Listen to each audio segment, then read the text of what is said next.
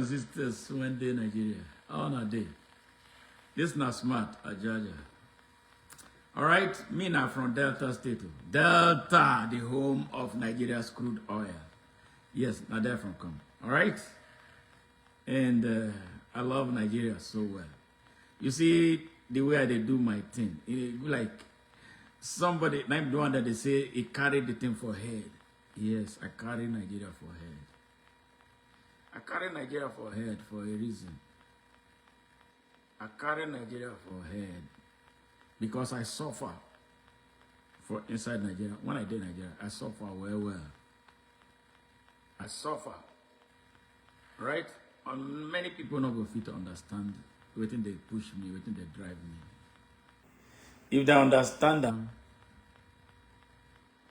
they're going to follow me like never before. All right, but you know me, I come with a different idea, new idea. I know, say, every new idea, when it comes down, they go first resist them. All right? All the great men who came with great ideas, they first resist them. They first resist. They even kill some of them. They kill some. They kill a lot. All right? Now, so then talk, say, then kill Jesus Christ, right? Because he came with a different idea, new idea. All right? So waiting as their Bible talk, the way that they write that thing for Bible, Jesus name be the Almighty God. All right? Okay? So he exists in three forms. God the Father, God the Son, and God the Holy Spirit. Okay? This is what we're taught. You know, me, I enter primary school now, Catholic primary school. I from started. They call it Holy Rosary Catholic School. Okay? And those times, the Reverend Father I want to get now, white man, Reverend Father Taunton. Okay?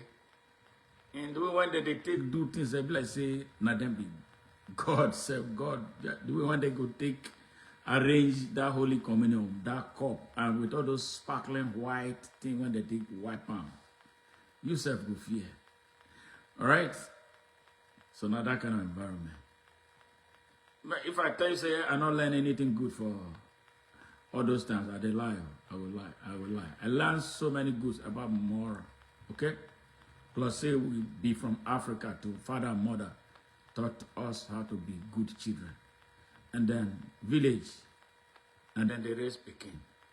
And not be these days now when somebody touch your Peking, you go carry police. No. If another man putting hand on top of you, fear not go even go let you go tell your father at home because you already know, say you do something bad. And if your father here or your mother here, then go add joiner. That was the environment. But things change now. Things supposed to change for the better, but things change for the worse. Everybody now be doing own.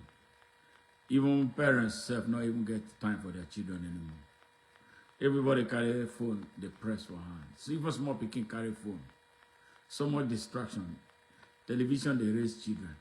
Instead of children being raised their fathers and mothers. And that's why we grow up at an era now, we did the era now when children go they tell you your own history. They will tell you the history of your origin. Like Ned Nwoko, they tell us. One of my younger ones, he called me, I think they say they live for Switzerland.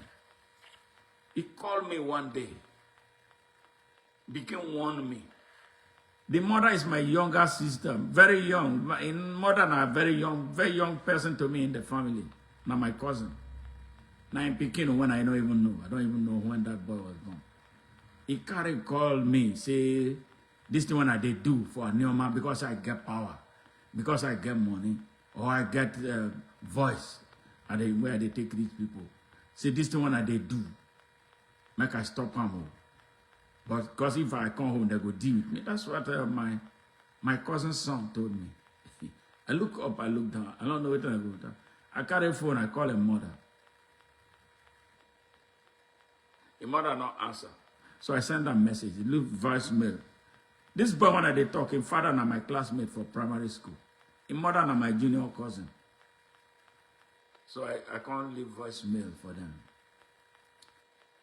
Then they answered back. They tell me, say, no, be done send them. I know. I tell them, say, no, say, not done send them. That boy is crazy. Why? It's because he's listening to the wrong voice. He's reading the wrong text messages. He's listening to crazy people. Ned Nwoko wants to sell us out. And then he won't use us sabotage Igbo people so that Igbo people, when the whole Nigeria, they cheat since independence. You carry, say you won't go do a Nyoma, put them for Igbo land. Nah, come on now. Igbo people need 2 states. And I've been at the forefront of talking about, say, the Igbos, make we balance Nigeria. And the only way to balance Nigeria, give Igbo people 2 states. And no other place in Nigeria should agitate for any other state. Yes. Now, Ned Nwoko, who pay arm, I don't even know what kind of work when they do.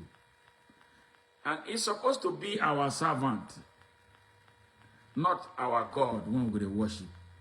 How will my servant be telling me what to do? Majority of us are telling him no. So now, so that boy come begin to award me a different history. Because if they listen to Ned Nwoko, I say no. Now, I talk to the father, he tell me, say, my brother, you know how me and you did for primary school? From primary 1 to 6, now me and you did. My mama gone there. I tell her, say, no, I don't want to make trouble. I just say, make I tell her, I'm not going to tell this speaking. At least make it respect me as an older person in the family. So anyway, that matter can't end like that. I not talk to anybody about it. I didn't even tell my brother. Because if I tell them, they will, be angry. So now the situation what we did for Nigeria now. We don't know, many young people don't even know what it takes to be a Nigerian. But before I go, I did a show today, on ONN on YouTube. Over 15,000 people watched it. It was good. It's about insecurity in Nigeria. If you look me now, you will see the link there. So, yeah, that's one of the reasons I just said like I talk to Nigerians. It was explosive. It was raw. Very raw. Very, very raw. You don't tell when all of us, they fear, they hide. Some people will tell me, say, this thing when they do, they take a lot of risk. They go kill you. They go, come on now. They go kill me. Kill me for what now? For speaking the truth, for exercising my right to freedom of expression, my right to choice, my right to life, my right to freedom of association, my right to worship whatever I call God, and my right to self-determination. You want to kill me because of that? That's the impression that they have in Nigeria. Now, flip it on the other side. Oh, because you think you know me well, right? You know me enough. Why you can't be saying, now me, then they fear? Make I not go kill them. So you don't underrate me. You know how much the capacity when I get to do things. So who write down somewhere saying now one person now I get more access to the weapon of destruction. Anyway, I am not that kind of person. But if you make me a case or you decide that you want to kill me and I know about it, I take threats very seriously. Now I will go for you first. All right, so may we not get to that point yet. All right, but the people want to say that they get Nigeria. Now warning with they warn you. You have taken advantage of our people for a very, very long time. And if you think, say, you are crazy, there are more people who are more crazy, very, very crazy people. But you may underrate them and think you can run over them like you run over Nigerians in Nigeria. Be very careful. Your cup is about full. And we're going to empty it to count. Now, this brings me to something. Why Nigeria is the way it is. For 65 years, we have not had the benefit of being led by the right type of people. We are led by people who divide the country. We are led by people who talk only about their tribes, tribe, region, and religion. And even at that, they are talking about their region. It's not benefiting anybody from their region. They are talking about their tribe. It's not benefiting anybody. But they use those things to exploit and steal from Nigeria and put the money in their pocket. The people in their places are the poorest people on earth.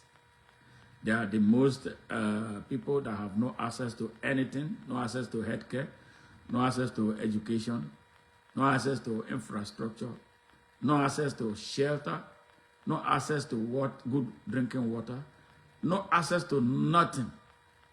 But every time they will front with the name of that region, they will front with the name of their tribes, they will front with the name of religion. And these people, when we talk about religion, they are hypocrites. You know hypocrites? Those who pretend to know God, but they don't know God, they don't serve God. They are evil.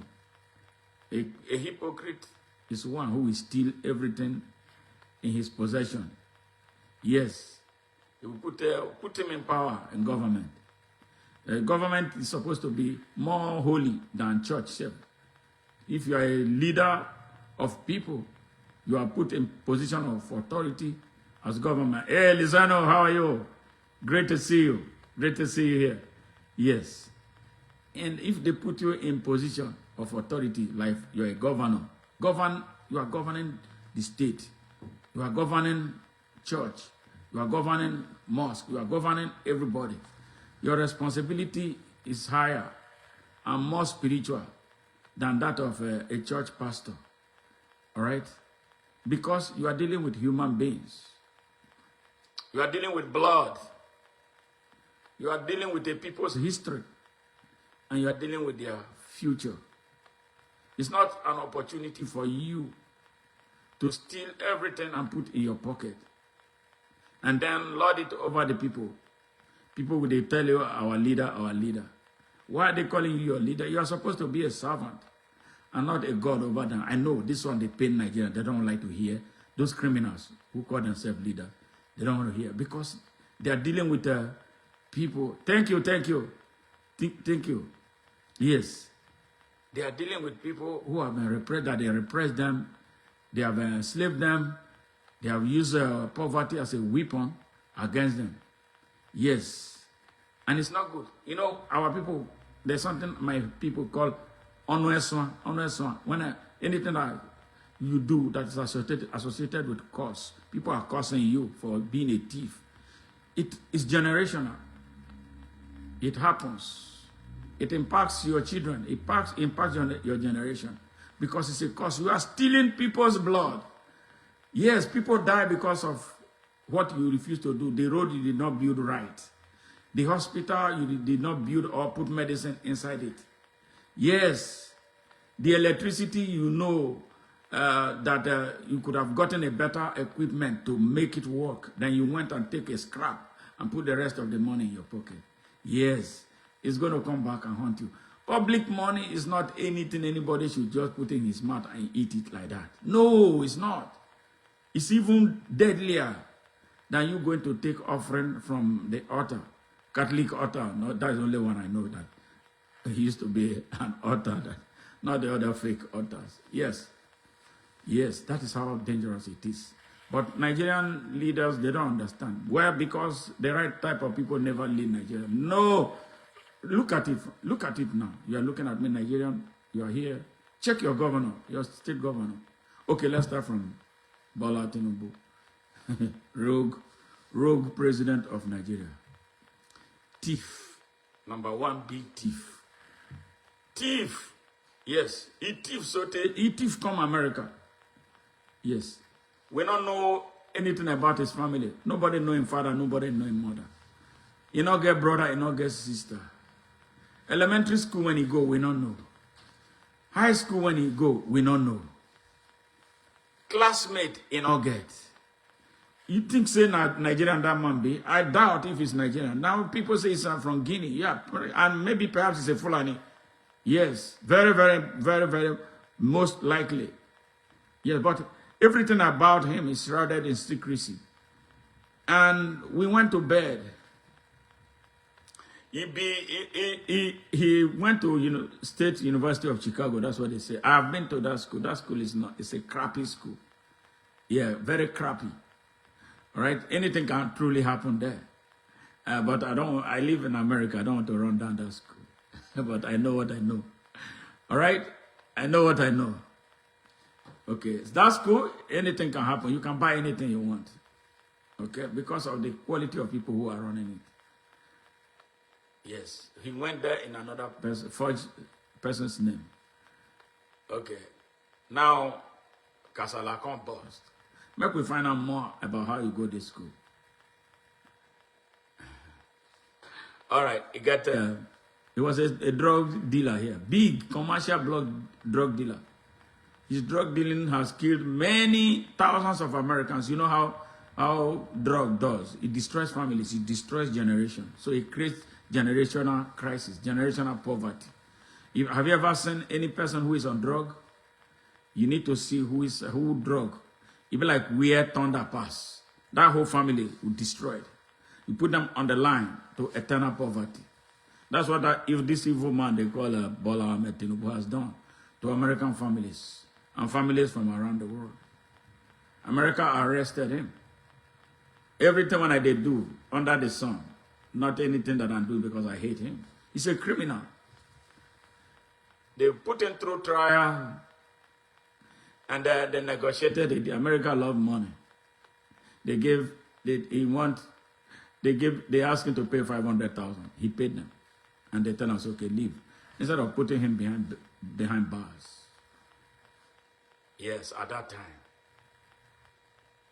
They let him go. He came to Nigeria and became an Oba. When they talk, he becomes senator. Before senator finished, he became governor of Lagos State for 2 times, 8 years. And during those 8 years, he stole everything in Lagos. It's not like Lagosians don't know. It's not like Nigerians don't know. And any person who tried to be in his way died. Yes. Any person who tried to be in his way died. They died. Yes, Nigerians. Now what for now? They died. He became a kingpin. Whoever he says should live, will live. Any person he says should die, will die. Whoever he pronounces governor is governor. A whole members of the state, a whole Lagos State House of Assembly. He is the one that put them there. And Nigerians love this. He did so much. He brought a bullion van. Bullion van. You know, that security van that they take carry money. Loaded it with a lot of money. Where did he get this money from? Oh no, Nigerians will never ask questions about money. Show me the money. That's all they want to see. Show me the money. See where we are right now. He was doling out money. People, they call him Jagaban. All right? Then he became national leader of APC. Oh, Lord of mercy. Yes. They say, oh, he knows politics. He knows how to support people. And that's how he built his network. Network of evil. Check everybody around him. Check everybody at Sanwo-Olu. Check his criminal record. Google his name, Sanwo-Olu, as we did talk. Put Sanwo-Olu criminal record. Put Femi Gbajabiamila. He was in Georgia, state of Georgia, here in the United States. Criminal. He was jailed. He went to prison. He came out and then returned to Nigeria. Governor of Ogun State, Abiodun. He was jailed in the state of Florida. As I talk about now, the Google app. Everybody around Tinubu is a criminal. They were all those boys who were fronting for him for drugs. Or his drug couriers. So a legion of criminals jumped on Nigeria. And they are doing a great job destroying it. He brought what is it called? Muhammadu Buhari. All right, he was the one who founded Muhammadu Buhari. Okay? Now, you see where Nigerian problem there? That's a Bola. I don't even feel talking plenty. He plenty. Because everywhere you talk about him is criminality. He's a criminal. Rogue. Total rogue. So, and he's a terrorist. And you don't know that he's a terrorist? Nigerians? You don't know he's a terrorist? He's connected to Boko Haram. He's connected to Mieti Allah. Did you see his son?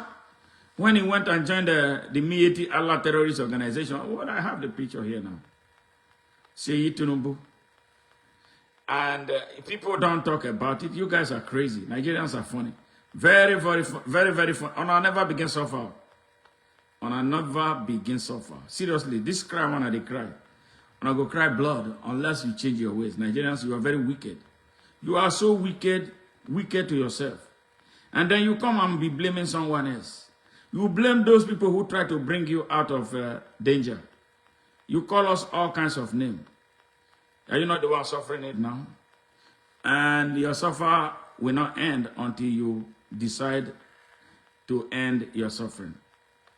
Yes, and in the middle of all this, some people still get mad. They call Jagaban. Hold on. I'm trying to look for his son, where he was initiated into Mieti Allah. He's a damn bloody terrorist. And you are here talking about what? How will Bola Ahmed Tinubu fight terrorism? He can't. He has no moral platform to stand on to fight terrorism in Nigeria. He can't. He can't even try it. Yes, I'm still looking. He can't. The masterminds of terrorism were the ones who brought him to power. Yes, they were the ones who violated everything about Nigeria, who controlled the armed forces of Nigeria, who violated the constitution of Nigeria, who appointed the INEC chairman, yes, that helped him perfect the rigging in Nigeria that brought him to power. And then when he successfully did it, what did you people do? Citizens of true countries who know that there is what we call power of the people, they will stand up and say, no, you can't do this in our country. What did Nigerians do? Everybody went to sleep. And then he inaugurated himself as president. Yes. And with a look. And things started, the first thing he did was to buy himself a yacht, right? And because he has been dreaming about that. People are dying. The first thing he bought was a yacht. And he bought the corrupt members of a National Assembly SUV vehicles with 150,000 naira each. 150 million naira each, right? So those ones are in his pocket. Those ones that you thought, I didn't know if you even elected them. They were supposed to be elected to serve you, to make good laws for you, to bring about policies and procedures that will advance your cause. But what did he do? What did they do? They have now all turned against you. Yeah, here comes this is his son. Say, Tinubu. This is he was being initiated into Mieti Allah terrorist group. Tinubu is a terrorist. This is an evidence. America recognizes Mieti Allah as a terrorist organization. And they are responsible for all the killings in Nigeria. They sponsor the Fulani bandits destroying Nigeria. Yes. Their president, Bello Bodejo, raised 4,000 Fulani militias in the heart of Nigeria, Nasarawa State. Nasarawa State of Nigeria. He trained 4,000 and armed them. Armed them. The state governor of Nasarawa State, I know him personally. He used to live in Houston. Yes. He said nothing because he's part of it. It's a Fulani man. You know what? His wife is an Igbo woman. His wife here in America is an Igbo woman. He went to Nigeria and married a Fulani woman. The Igbo woman, do you ever seen him in Nigeria? Seen her in Nigeria? Yes. I know him very, very well. Governor Sule, I know him very, very well. Right? They can't change. They can't change. I don't think his children here want to have anything to do with him. Yes, they can't change. Terrible people. All right? 4,000 Fulani militia armed. And then later, well, they say they arrested him. Arrested them. Where's the arm? Where are those people? They are in the forest across Nigeria. If you are a Nigerian, you don't even understand. You are inside that Nigeria, I just did here. This is a Sheikh Tinubu right here. Being initiated as a member of Mieti Allah. Make on the fear. All of honor. And now, Sheikh Tinubu, you know what he did on his birthday? The insult you gave to you Nigerians at home. He bought millions of Bibles. Millions of Bibles to distribute to Nigerian Christians. Can you do that to Muslims in their hungry state? You are buying them Quran. They will burn the whole country down. You fake Christians. Yes, where's Bishop Kuka? Bishop Kuka, that fake man, who said that the killing of our people is not genocide. Yes. He kept quiet. Okay, then his wife, Remi Tinubu, what did he do? Did she do? She bought sanitary pads for Nigerian girls. Not all Nigerian girls, because I know it did not get to everybody. Sanitary pad. Sanitary pad. All right, sanitary pad. Is it that bad? Sanitary pad. That's what he bought for them. How many days worth of sanitary pad did he buy for you? Maybe one day. It's not like it's something that you're going to be expecting every month. He bought sanitary pad. These people are devious, demonic. You don't know what you put under your pussy. Yeah, but he give you sanitary pad on a take. People will not get angry. Nigerians don't get angry. Yes. And they are celebrating him. 2027 is coming. They will give her their votes. But may we not see political 2027 in Nigeria. The Nigerian political system will crash before 2027. That is the prayer. And I believe that is what is going to happen. Yes. We will see. We will live through 2027 as human beings.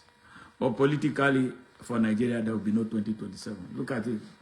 This to tell you that Tinubu is a terrorist. His son is at the front of everything. His son has the audacity to go to everywhere Nigerian youths are. So that tells you how weak and how docile Nigerian youths are. If this boy, he ought to have been drowned. You get the audacity. You are suffering, you have no job. You live a miserable life. He comes around you and he lives. He lives. You guys are crazy, Nigerian youths. Yeah, that's why we continue to tell you. Here's another one. Ahmad Gumi. That is his son. If his father is as bad, what do you expect of his son in Nigerian army uniform? He's a terrorist. Big time. All right? Nigerians now are dead to sleep. One day, this boy will topple the government and declare Sharia over Nigeria. The son of a terrorist is going to be a terrorist. Absolutely. Yeah, that's what is taking place. Your Nigerian army is gone. There's nothing like Nigerian army. So keep on wasting your time waiting for them. But the basic thing, look at Gumi with the terrorists, bandits in Nigeria's forest. He defends them. He makes cases for them. And you laugh over it and do comedy over it. Yes, instead of waking up. You are waiting for who to do it for you? You are waiting for Donald Trump? Well, Donald Trump may come. He is going to come with his own type of problem. Yes. All right, but since we agree now that it's an emergency situation, we want to save lives. A majority of Nigerians favor that. That's your choice of Nigeria. I pray that it comes out well. If Donald Trump hopefully comes with a good mind to help the people of Nigeria, especially his beloved Christian brothers and sisters, I will appreciate that. But I will know that if he does, he's not going to just come and protect brothers and sisters in Christ. Other Nigerians other targeted Nigerian group like the Hausas will not be left alone. So we are hoping that things get better. But the situation in Nigeria is so bad. So bad. A country where, let me show you something. A country where a criminal like this, do you know him? Reno Mokri, right? You know him, a criminal. He's a criminal, mischievous person. All right? Is now nominated as an ambassador. That's how hopeless Nigeria has gotten. This is hopeless. It's not a time, not anything to celebrate. This is a criminal right here. He feeds off of negative feedbacks. He knows how to twist Nigerians. Millions of Nigerians follow him. But how many of you are following me who is telling you the truth? Reno never tells you anything true. All right? He's lying, so he has lied, and is going to become an ambassador. So it has to be, you have to be an evil man, you know, to be anything in Nigeria. Contrary to what it is elsewhere on earth. Contrary to what it is elsewhere on earth. So the people of Nigeria, what do you want? Yes, a young man here. Yes, a young man here. Nnamdi Kanu is an Igbo man. What did he do? What did he do? He asked a question. Why is Nigeria not running well? If Nigeria cannot be run well, I'm going to live with my people. That's the only sin he committed. He didn't kill anyone. He's not a terrorist. He didn't go to Kano to occupy their land, to use AK-47 to run the people out of their city or their villages. Yes, he only agitated. And, you know, this so shit is in the Nigerian Constitution. If you have a copy of the Nigerian Constitution, or if you don't immediately have it, go and get a copy after you listen to me. Go. The right to self-determination is boldly written inside Nigerian Constitution. Right to self-determination. So now those prosecuting him, they prove that they are ignorant and illiterates who cannot read or write. Or those who read, they decide that they want to do harm. Those are the ones. All right? They ganged up, trumped up charges, went to Kenya, abducted him, brought him to Nigeria against international laws, found reasons. They couldn't even find a reason for their own charges that they listed because they couldn't try him. They brought one bastard called Justice Omotosho, all right, dirty judge, to do the job. He manufactured 3 grounds to jail an innocent man. Yes. Now, they sent him to Sokoto, of all places. You know what that means? That is a message, strong message. A strong message. I want to show you Nigerians something. Because especially the young Nigerians who have been denied or were denied access to authentic Nigerian history. I want to show you something. So when it's over, you go and learn something. You see this picture? Are you looking at this picture? This picture is a very strong message. Very, very strong message. Nigerians see this picture, they don't understand what is in it. This picture, you see here, can you relate to it? Oni of Ife, fake Fulani Sultan in Sokoto, and Bola Ahmed Tinubu. This picture represents so much about the story of Nigeria, starting from 1914, the year of amalgamation. But I'm going to break it down for you. Let me find something before I go further. So it will sink in everybody's head. Nigerians need to know the truth about their country. They don't know. Majority of Nigerians don't know. I guess that's why they are the way they are. But my job is to bring this history to you. I hope I'll find that particular one. Maybe it's in another phone. I will show you those who signed the amalgamation treaty in Nigeria. All right? Those who signed the amalgamation treaty that put Nigeria in hell that is not supposed to be in. Yeah, it's another phone. All right, but on another day I'm going to have to do an up close on that. So this picture you see here, the picture that I just showed you, is a picture of the journey of Nigeria. In summary, it summarizes the journey of Nigeria that most Nigerians do not know. Hear this picture right here. In 1914, when the British, out of the convenience of doing business in what later became Nigeria, became imperative, they decided to bring what they called their Northern Protectorate and Southern Protectorate together. All right? And that amalgamation took place in 1914.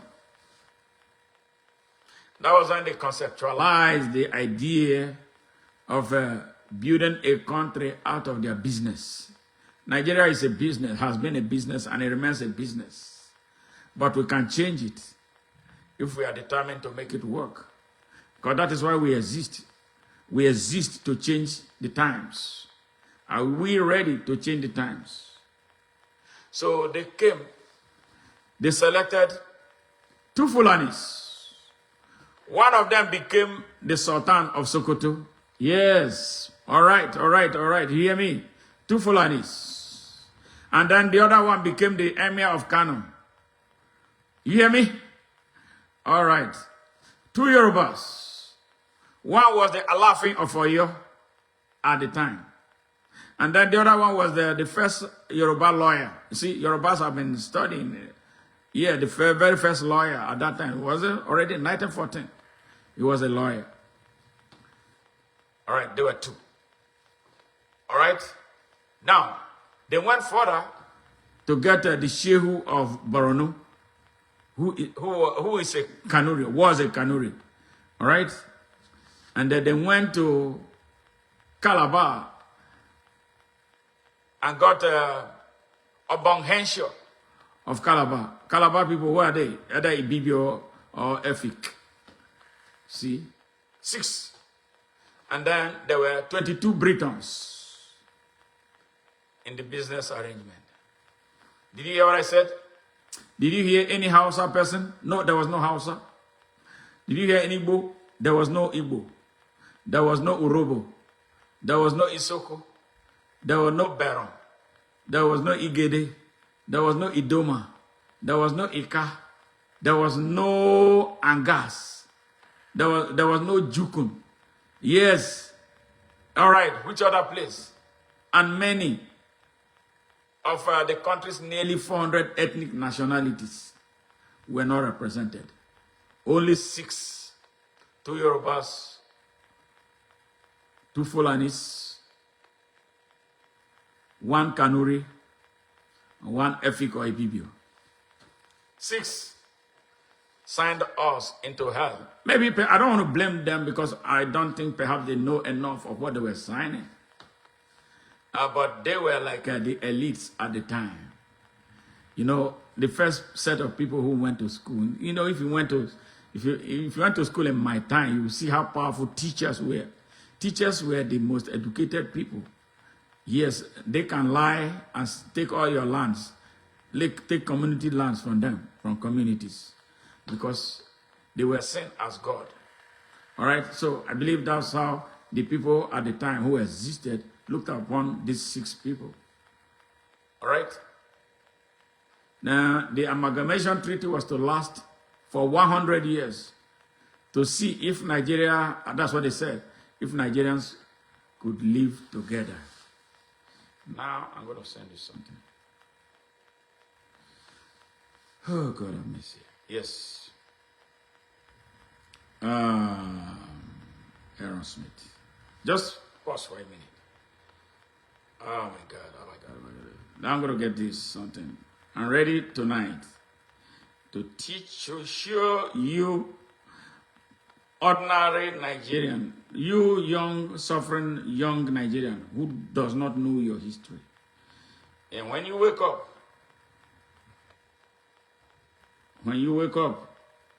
I know many of you are sleeping. When you wake up to this.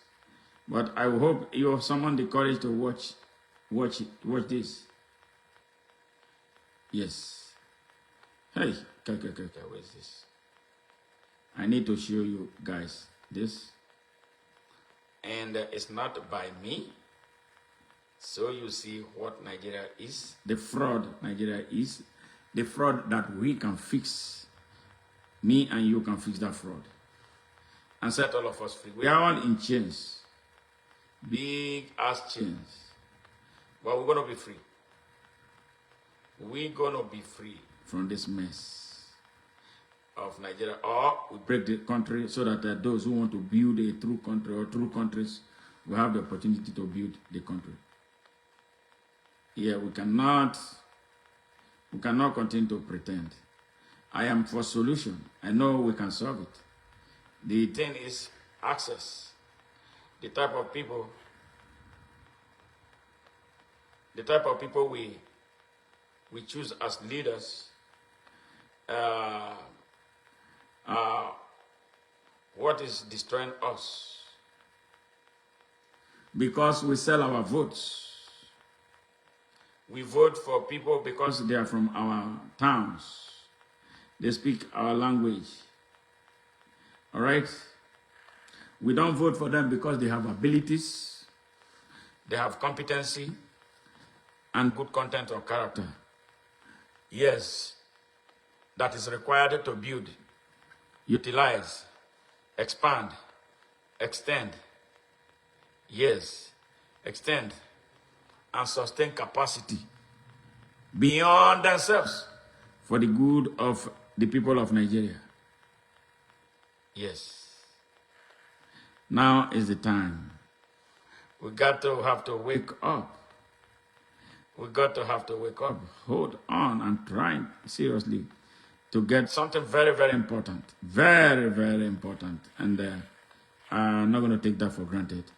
So you can see from those who were part of those who created this hell called Nigeria for us. So you go see it.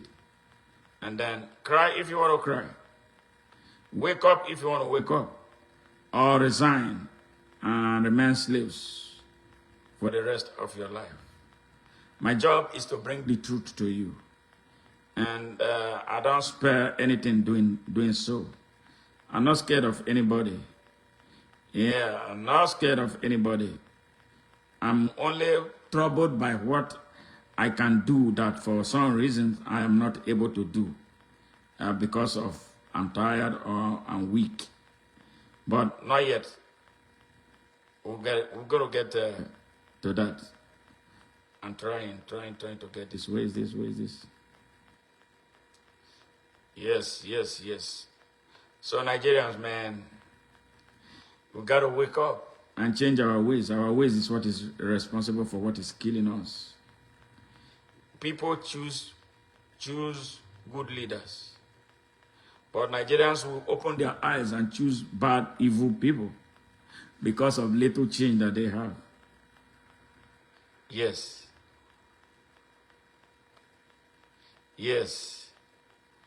So when you eat the fruit of Babylon, there is a price to pay for it. There is a price to pay for it. Yes. Yeah, man. I'm going to get this thing. Please bear with me as I look. I'm trying to get this.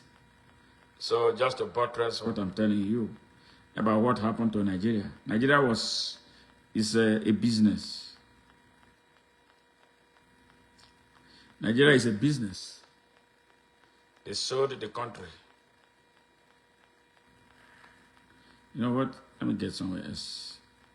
There's a lot of my recordings here. Okay, hold on, let me get. We'll go directly to the source. I think I'll get it. Aaron Smith. Aaron Smith. History. Aaron Smith. Nope. Okay, let's see. How many can it take? Yes. So, we are in trouble. And the trouble was the trouble we created for ourselves. Can we overcome it? Sure, we can. We can overcome that trouble. Yes, because we are supposed to be responsive as normal human beings. But so far, we have not behaved as a people who are ready to build a country. Yes. Aaron Smith. Okay, good. I'm here. I hope we get this. This is Aaron Smith. Aaron Smith. Aaron Smith. Okay, yes. We've looked forward to speaking to an African television station for decades. This is something we have looked forward to for such a long time, and we are so happy to be here. Thank you. Mr. Aaron Smith was a... We've looked forward to... No, I want the full stuff, man. How did I get it the other time? Aaron Smith at ONN.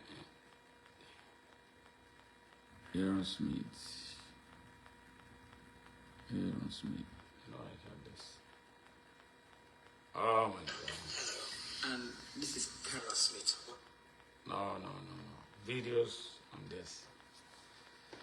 Hey, just bear with me. Bear with me. I didn't think that I was going to get to this extent, but now this message is expanding just to show you the truth about what Nigeria is about. What they have done to this country that we should not accept anymore. Hey, the Confessions of Aaron Smith. Starting Confession by Aaron Smith. What British did to Nigeria. What the British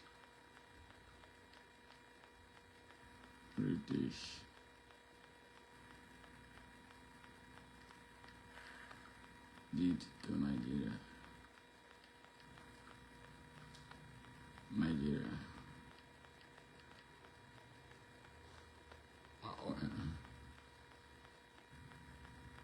Good. Thank you. The British government rigged the first and most important... All right. Here we go. Now, listen. 17 minutes. After this, we close this. I'll make a... This is Aaron Smith and his wife. He was a colonial officer in Nigeria, posted to Nigeria. You know, Oyibo people, when they want to die, they confess all their sins so that they can go into the kingdom of God. I bet he was getting close to that time. So when he made this video about what happened in Nigeria, the role he played and what he refused, that made them fire him and try to prosecute him, what he did. Now, if you're a Nigerian, listen very attentively. All right, let's go. The British government rigged the first and most important election in the history of Nigeria in 1959 in favor of the North. Am I correct? Yes. How long were you in Nigeria for? From 1955 to 19. The British government rigged the first and most important election in the history of Nigeria in 1959 in favor of the North. Am I correct? Yes. Yes, no, it's not the full thing. What is the full stuff, man? Ah, man. Okay. Let me see here. Please listen to how Britain made Nigeria a dysfunctional state right on day of its independence. Ah, man. This is not... I want the full stuff. Man. Kai. And I have it. Full stuff. How Britain made Nigeria dysfunctional. British government They rigged the election of 1959, but that's not what I want. Some more. I want something much more than that. We know that.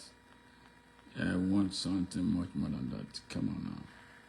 See. Right then, what they did. Hopefully, let me see if I can find it here. Ah. Oh, this is short. This is short. Let me see. View channel. Manage videos. Okay, let's see here. It's just, please bear with me. Huh. Okay. Let's see. Let's see. I'm trying to see. Yeah. Yeah, so this is the hard Nigeria that they gave to us, but some people don't want us to change it, and we have not done enough to want to change what is happening or what has happened to our country. And it makes us look like we are a people who are like programmed to be robots. We should make some moves. We should change the tide. We have the capacity. We have the intelligence. We should live above religious, tribal, and regional nationalism. Yes, to change Nigeria is to be conscious. To change Nigeria is to abandon all the nonsense of the past that kept us divided as a people.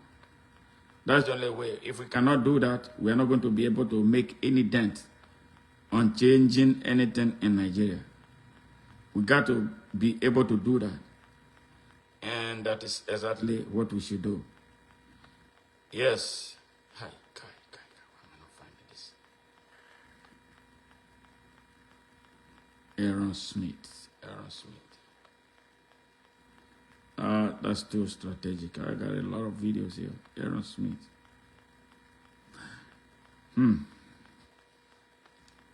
Aaron Smith. There you go.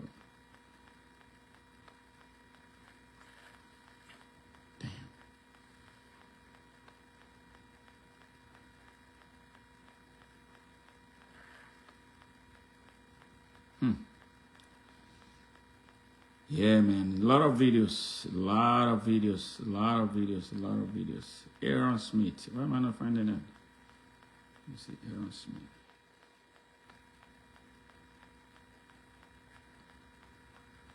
Aaron Smith.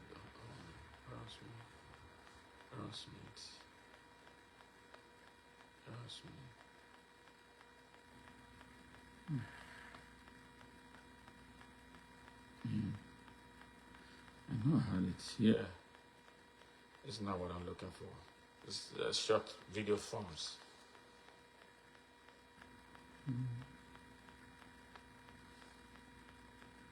She was a fan. Nope. That's not what I want. We've looked forward to speaking to an African television station for decades. This is something we have looked forward to for such a long time, and we're so happy to be here. Thank you. Mr. Aaron Smith was a... We've looked forward to speaking. No, man. Come on. Aaron Smith. Damn. This is not good. Full videos. Okay, let me just search it.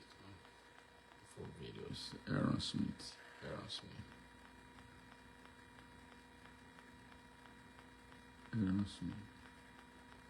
Good. Let me get back here.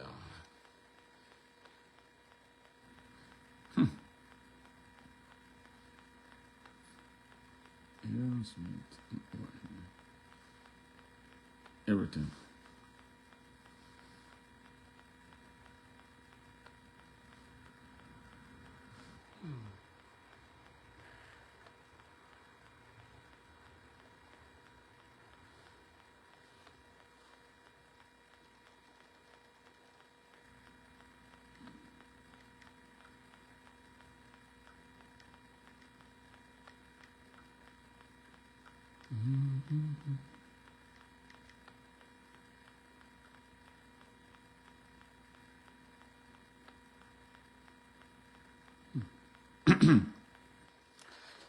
Hey man, this is crazy. I don't know why I'm not finding this now. Aaron, so where do I find it? Aaron Smith. Aaron Smith. It's not even popping up that particular thing. I don't know. Anyway, I'm still looking. This is nasty. This is not good. Because I just wanted to show you firsthand what this British man said about what the British people did in his own words, not in my words. I want you to hear it so it won't be like somebody hates some people and that is why he is irate. Yes, this is an account, of someone who was right there in Nigeria as a colonial officer. Yes, who supervised the first election in 1959 that he agreed was rigged in favor of what they called North. I am a Nigerian. I've never really believed in this concept of North and South. But it is in the head of many people. To stamp it out is another job. But we are going to make a great effort doing that. Because if we're able to get away from that mentality of North and South, which benefits only a few people, maybe we start a journey to a real Nigeria. But as long as we continue to have that mindset of North and South, our journey to Nigeria is like an optical illusion. Yeah, so that is a big problem. I just wanted to get this. I just watched this the other day, and I used it to do a presentation. I don't know why it's vanishing because I'm looking for it now. It becomes a problem getting it. I just wanted to see it. How come this whole thing just went away? Yeah, I saw it the other day.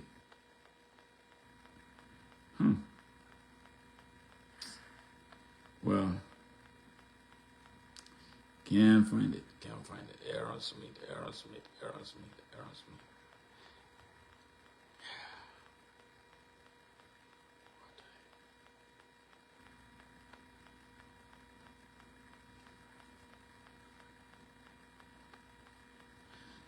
Yeah. Well, I did not see it here yet. Where else can I find this shit? Videos. All my videos are here. Mind-boggling. Wale Shanka. Unbelievable. Ajaja captured. Way forward. Happening. You don't want to. Other Walker.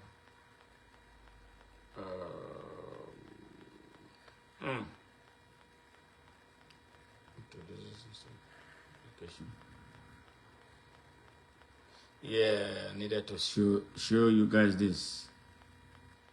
I needed to show you guys this because we are evidence-based. And we don't say what we don't know. I just wanted you to see this whole thing live so you can understand what is taking place in Nigeria. Nigeria is a colonial industrial complex. We have to break it. We have to consciously do something to remove ourselves from that. If we don't do it, and we continue to allow these criminals hold our country hostage, we will be in for a really serious trouble. So that is what it is right now in Nigeria. This generation must make a conscious effort to end the madness in Nigeria. And it is only us. Even if America comes, they're going to have to find a background information on how to help Nigeria or otherwise. Yes, otherwise the mess will be too much to comprehend. And the country is in a mess, terrible mess already. Yes. Big mess that Nigeria has become. God damn. Yeah. How come now that I'm looking for this thing I just done? Now when I stop looking, it's gonna pop up. I got over 2,000 videos.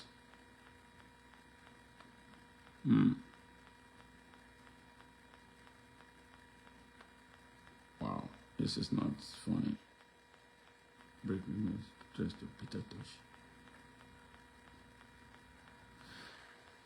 Oh, God. Man, I wish I could just land on this now. Well, that is it. Nigeria is in a mess, and you and I have a role to play to end that mess. So what we're going to start? If you people are holding our country hostage for 65 years, and it has become a generational crisis that this generation must solve.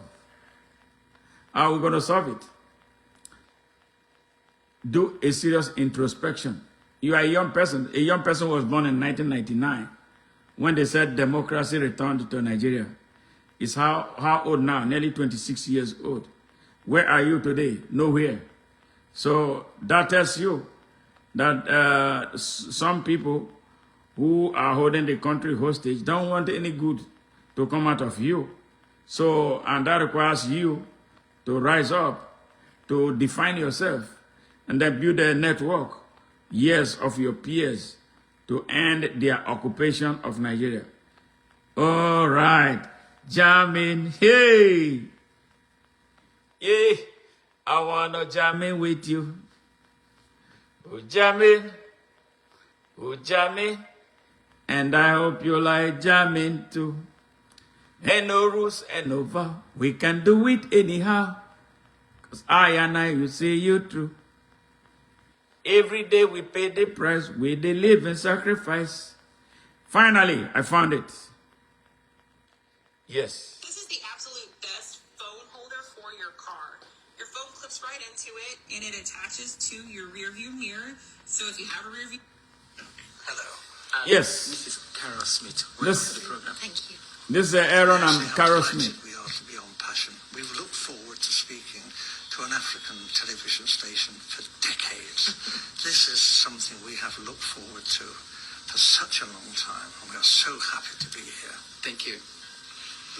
Mr. Aaron Smith was a young, bright, and principled Oxford University graduate who was recruited by the Colonial Office and posted to Nigeria. He took his final examination a year ahead of his class. He also married Mrs. Carol Smith, whom he met while they were both at Oxford University.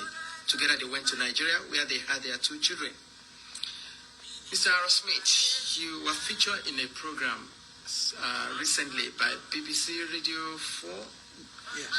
titled Document, and that was hosted by Mr. Mike Thompson.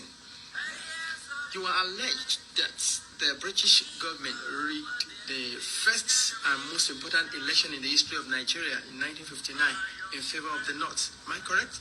Yes. How long were you in Nigeria for? From 1955 to 1960. And we were based in Lagos. I was on the staff of the Department of Labour.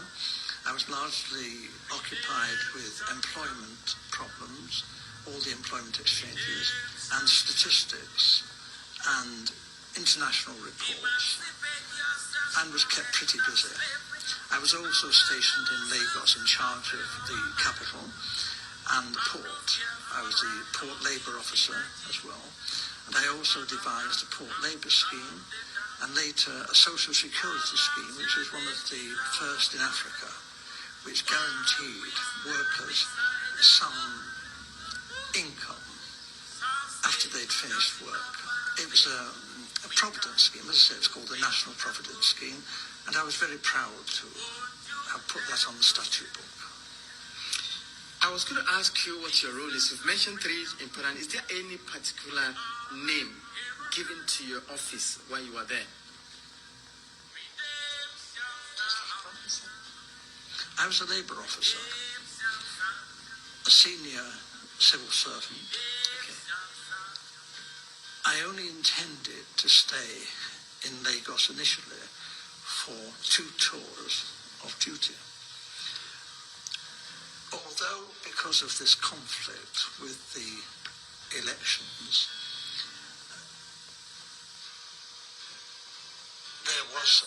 there were difficulties. Actually, government wouldn't let me leave the civil service. They were determined that I should stay in the civil service after my 2 tours. And I was offered very considerable incentives, including a knighthood, to stay and work for government. Primarily this was because I had access to state secrets. I learned, and the Governor-General himself confirmed this to me, that the elections were rigged, contrived. Do you hear the that? intention was that the North should rule Nigeria. The North should rule Nigeria. Even in '56, the northern leaders were very proud and were saying, if they couldn't run Nigeria, never mind elections, they might not join Nigeria. They might leave. And we all thought, well, how would they survive? That's the Fulanis. If they couldn't run Nigeria, they would have to leave. Not a great deal of agriculture, some groundnuts in the north. This wasn't very practical at all. And then it was the government Born to rule mentality. that the North couldn't, even if it won an election, rule Nigeria by itself. The South wouldn't stand for that.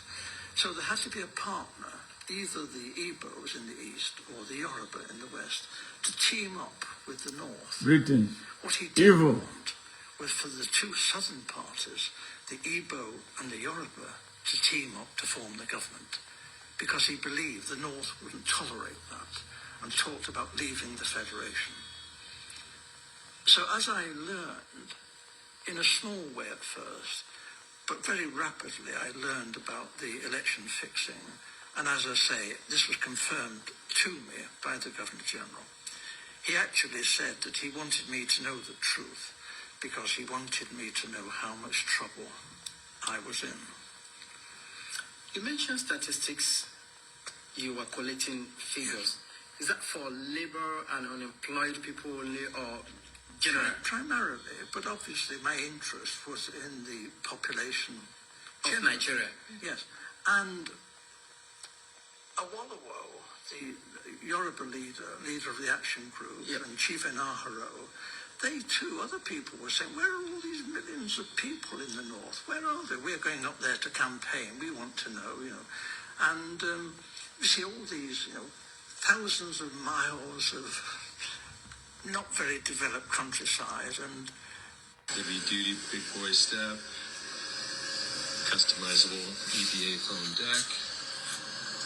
yet the northerners are claiming that their voting It's not Northerners, it's Fulanis. are larger than in the south. It's not Northerners, it's Fulani elites. Far more people up there. Well, actually, if you went through the Igbo land, Enugu and that, you saw lots and lots of people. If you went to Ibadan, Ibadan teeming with millions of people. But we didn't actually see many northerners, and obviously not many northerners at that time came to That's where they Lagos. came with this fake suspicion. Now, numerical superiority. Fulani elites what's going on in Nigeria. connive with the British. And we too are beginning to feel there's something not quite right here, that maybe the elections are not going to be as straightforward as they're meant to be. Nigeria was being described as the showcase of democracy. And it was expected that the nationalist leaders would win through. But actually, when the election results were announced by the Governor-General, before the vote was even in, didn't count for that. He didn't wait for that. I have to tell you, the British were counting the votes. And the British cannot be trusted. They look after their The friends. British cannot be trusted. They look out for their friends. The British. And their friends were the Fulani elites. The emirs of the north.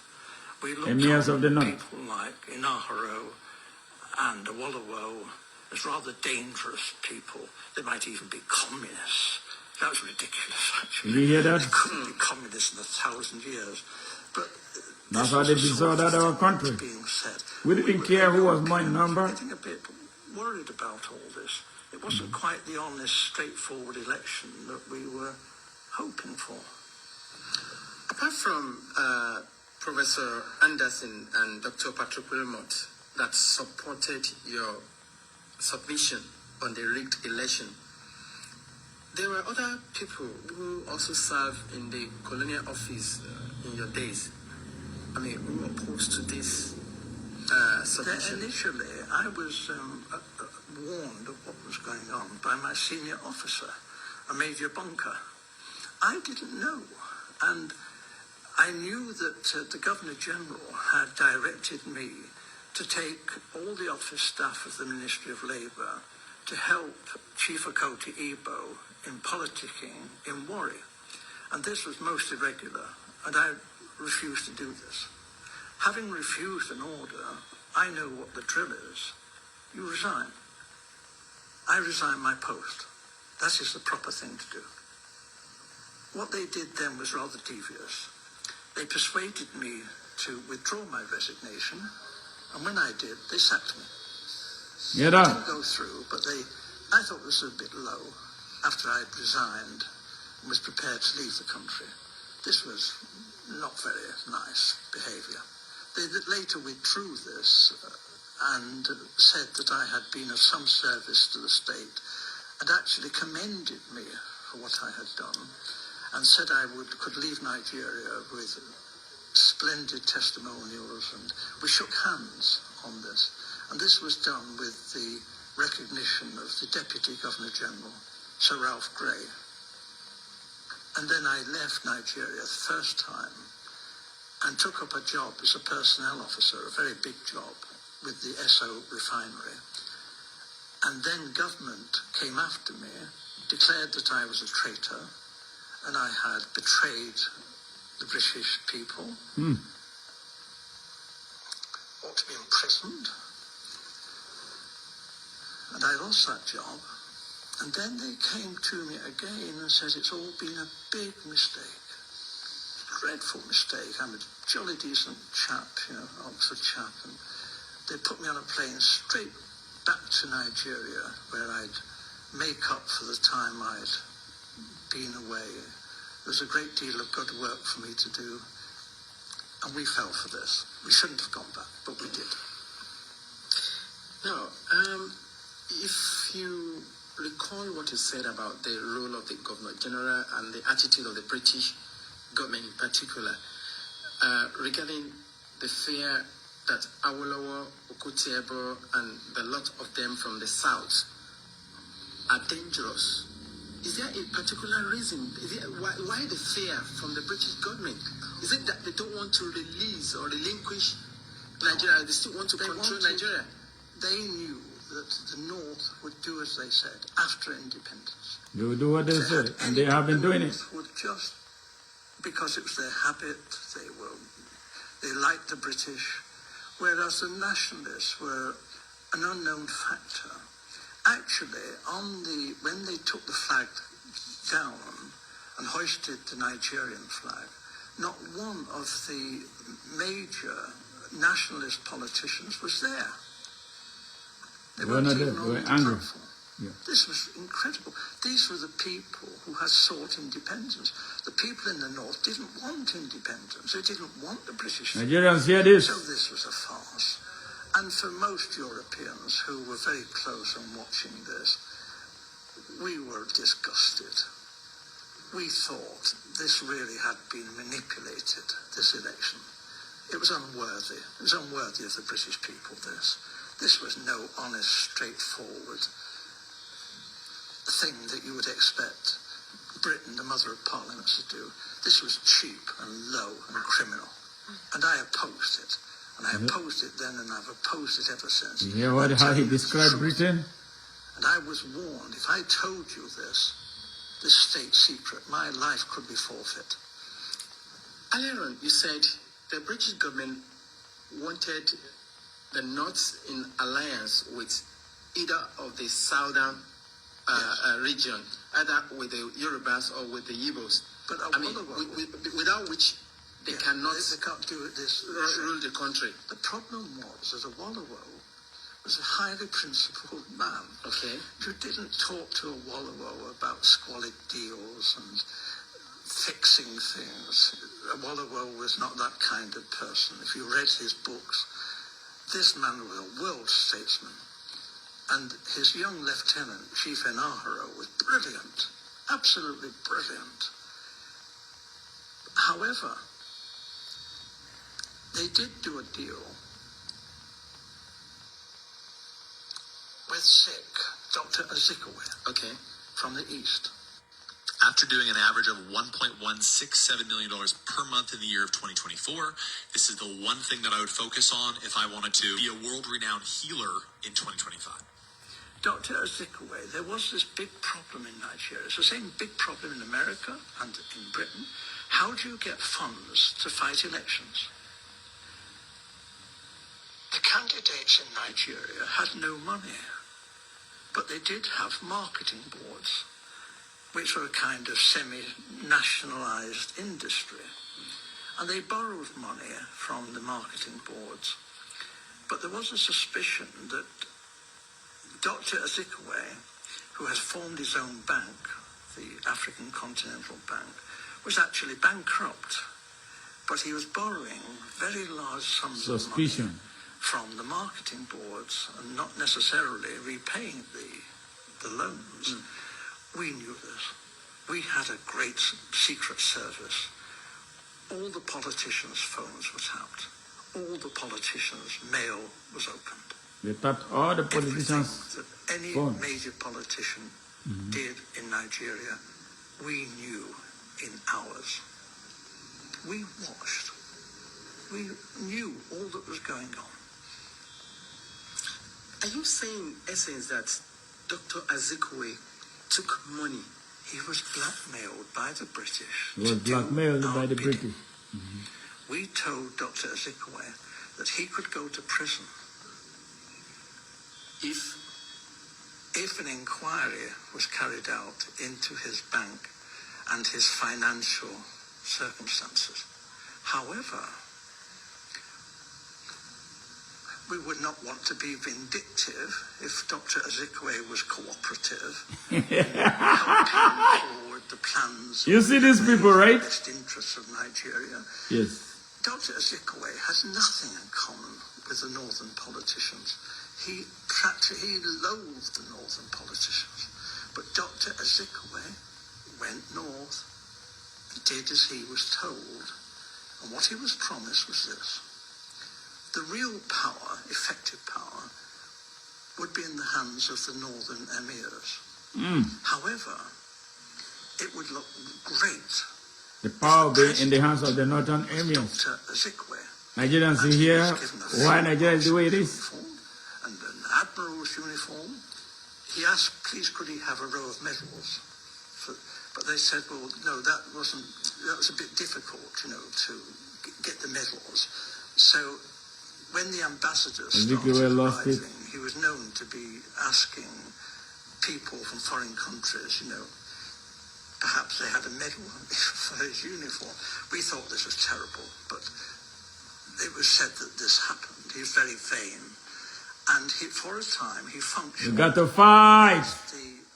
First the Governor General, and then when Nigeria became a republic, as the president.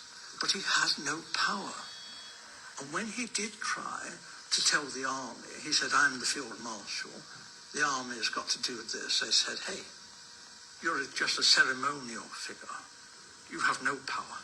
The Prime Minister, Balewa, gives us our orders. So there was a feeling then that there was going to be trouble. And then it was because the Awolowo and the Action Group had become the official opposition. What we British wondered, how could they win? That's it. Nigerians, did you hear that? You see the deep trouble we are in. It didn't start today. But this generation can bust it. And we have to bust it now. Or our unborn generations will remain slaves. With this, I come to the closure of this. I'm happy that I found this. Now I am going to relive this. So it will be a standalone broadcast for the people of Nigeria to see. Long video. But if you are patient and you are hungry for knowledge, there's no book that is too long that you cannot read. Take care. And from the link that you see below, you can access our earlier message and see how brutal it was. Bye for now. And a smart Madu Ajaja. Take care.